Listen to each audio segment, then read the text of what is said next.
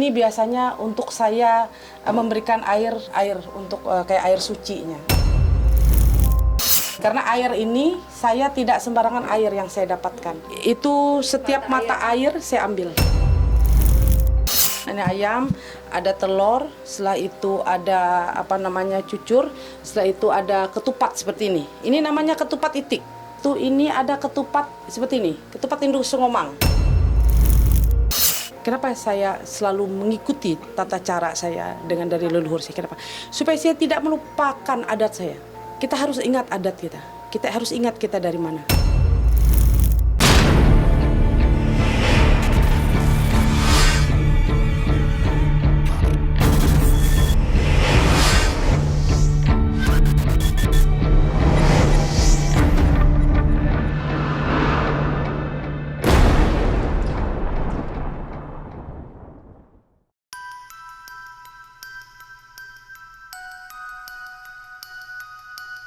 Bulan suci Ramadan sudah memasuki hari kedua. Inilah perjalanan ibadah yang panjang selama 1 bulan penuh. Selain penuh dengan peribadatan, puasa ternyata juga memiliki tradisi ritual yang mendalam.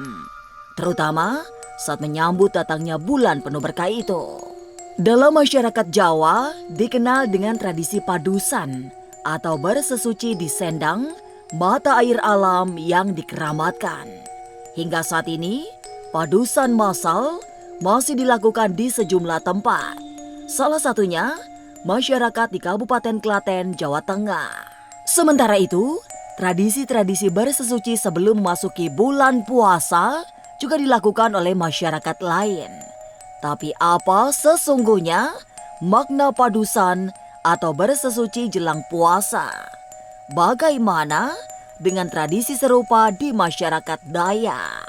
Jangan dulu berlalu, masih akan banyak keganjilan terjadi di sini. Dan jangan lupa subscribe, like, share, dan komen agar tak ada yang terasa ganjil di sekitar Anda.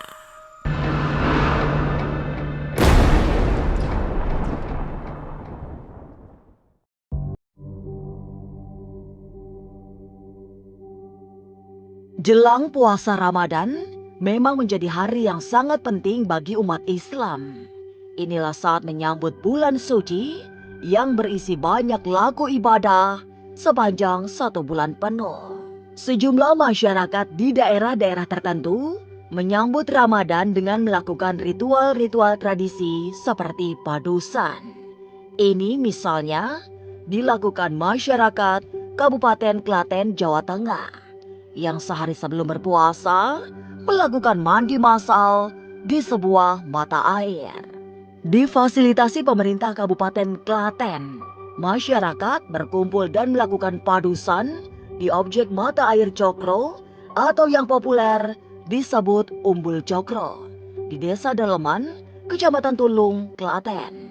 Sebelum bersesuci dilakukan di sendang atau mata air Cokro, rangkaian ritual dilakukan, termasuk melakukan kirap, membawa kendi berisi air dari 21 mata air di seluruh Kabupaten Klaten.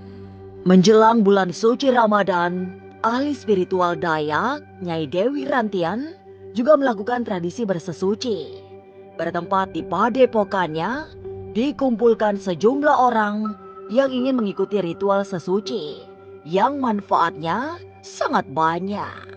Semua peserta duduk khusyuk sambil melakukan hening cipta menunggu ritual dimulai. Kemudian Nyai Dewi berkeliling memercikan air suci yang diambil dari sejumlah mata air keramat. Suasana terasa tentram selain mengalir hawa metafisika yang sangat berat.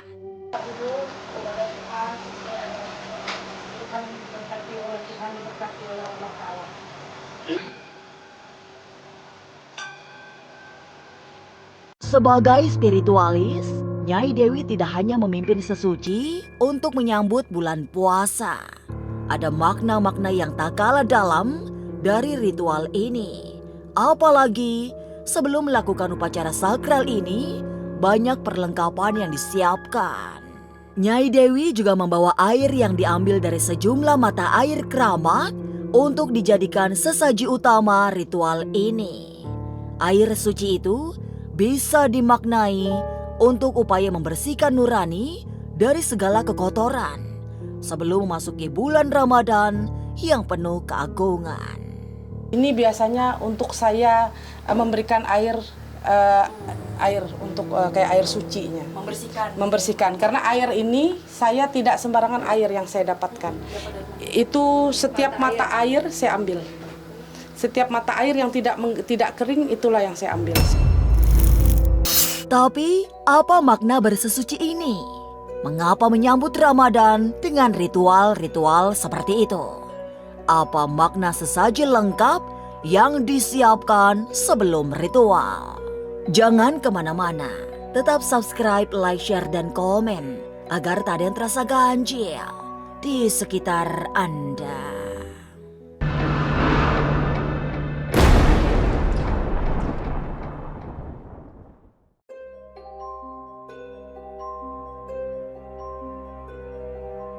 Demi mendapati arti yang jauh lebih mendalam, Nyai Dewi Rantian tidak sembarangan dalam melakukan ritual bersesuci.